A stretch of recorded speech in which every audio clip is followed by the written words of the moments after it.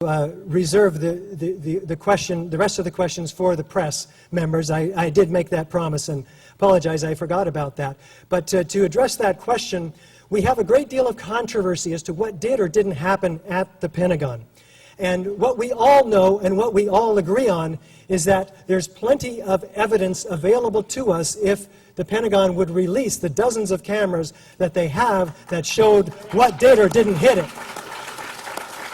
So clearly, we're all agreeing that we have some sort of cover-up, and that there is plenty of evidence for that. If you're a member of the press and you have a press pass, would you raise your hand? And John will give you the microphone.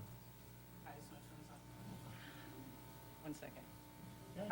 Hi, my question is, as someone who's been on the front lines, as well as many of my other colleagues who were called nuts in the past, in terms of pushing the government to open up things and stop the lies, what do I do with their burnout? Like, we were on the front lines for the first few years, and then I noticed a lot of people got burnt out. So when I'm trying to talk to my colleagues who've been on the front lines for a long time, they've moved on and are on to other causes like, the right to marry or, the economy, other things that are going on. How do I re-motivate them as to, understand that, to keep the fire burning under this investigation?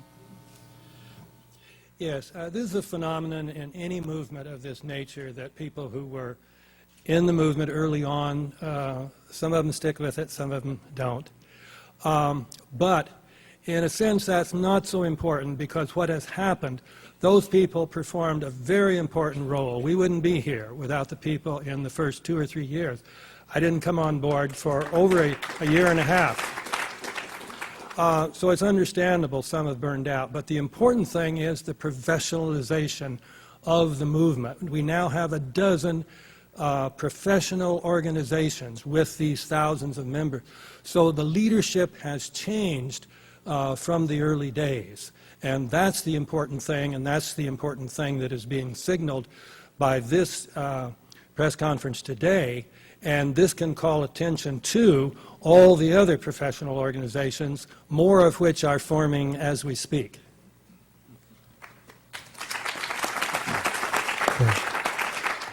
Richard, could you go over the timeline for the grand jury investigation that you talked about just at the end with a little more specifics?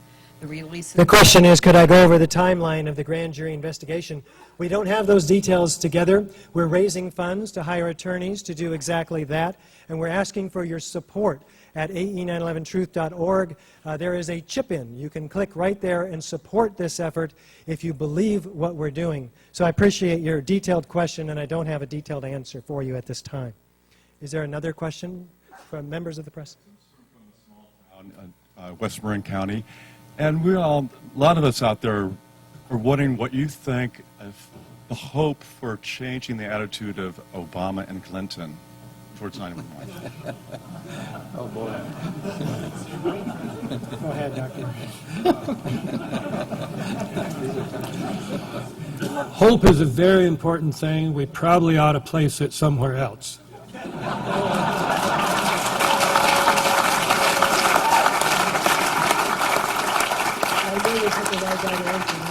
That said, we should not give up.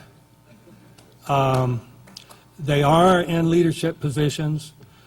People have been known to respond against their initial will to tremendous pressure. It is going to take tremendous pressure, but tremendous pressure is starting to build. You've seen the reports these last couple of weeks about the change of the media around the world towards 9/11 truth.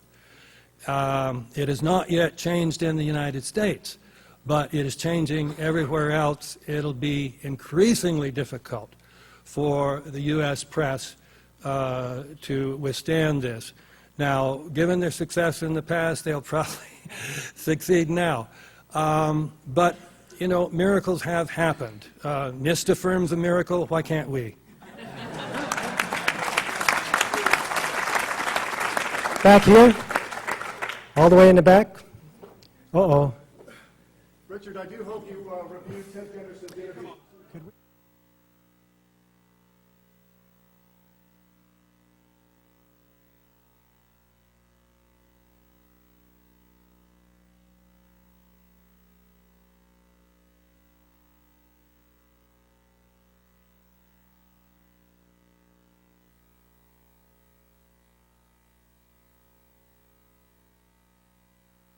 Question is for David.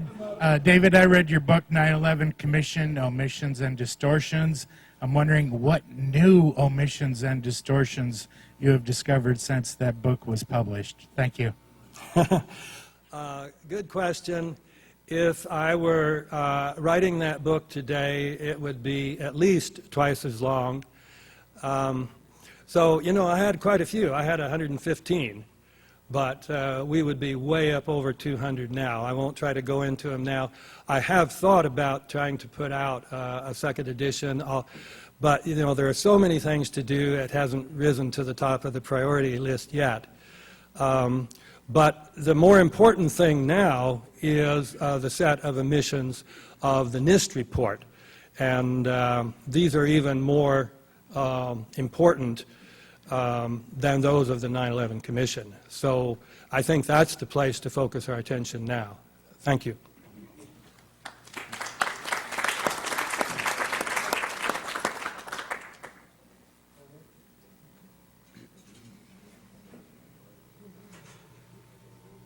Hi, George Gabori, San Francisco Tesla Society. Regarding the unexploded thermite particles, is anyone looking at the health effects of what could have occurred to the cleanup workers that were unmasked at Ground Zero who might have been breathing these in? The question has to do with the health effects of breathing these nanothermitic materials into the lungs. I don't know, that's beyond my expertise as a physicist. You're talking about the health effects. It has been discussed, but I don't know of anyone who's looked into it. Certainly the dust itself was very hazardous because it was highly alkaline. That was noticed early on. Denied, incidentally, by the EPA and their official press releases in the days following 9/11. Even though scientists were saying the dust was dangerous, EPA was changing that, and we found out from the Nikki Tinsley, the EPA investigator, that in fact the White House had reviewed the EPA statements. The EPA initially was cautioning people about the dust. The White House changed that to reassurances. Most unfortunately, now there are thousands, approaching, I understand, 15,000 people who inhaled this dust and, in effect, swallowed the lies of the government. I mean, I don't know how else to put it. And certainly, these people need more than just our sympathy. They need our help. This dust was very hazardous. I understand that some of the health benefits have been denied these people recently and continue to be denied. And Eric will speak to that. Yeah, there's a group called the Feel Good Foundation that's helping take care of the sick and dying from their exposures. We're getting to the point now where we're going to surpass the number that were actually killed that day, and both civilians and firefighters that are going to die from it. So as far as the particles, no, I don't think there's been any study on those individually, but there are so many toxic gases. You know, we called it the toxic soup there, and we've seen so many firefighters already dying from it.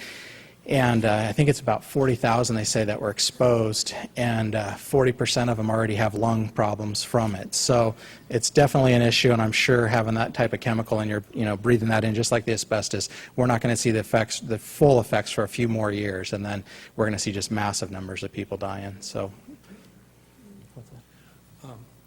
One more footnote. With regard to the asbestos, a story had appeared in the Boston Globe 2 days before FEMA was ordered by the White House to put out its report saying the air is safe to breathe. The story in the Boston Globe had made very clear the air was not safe to breathe. This was deliberate murder.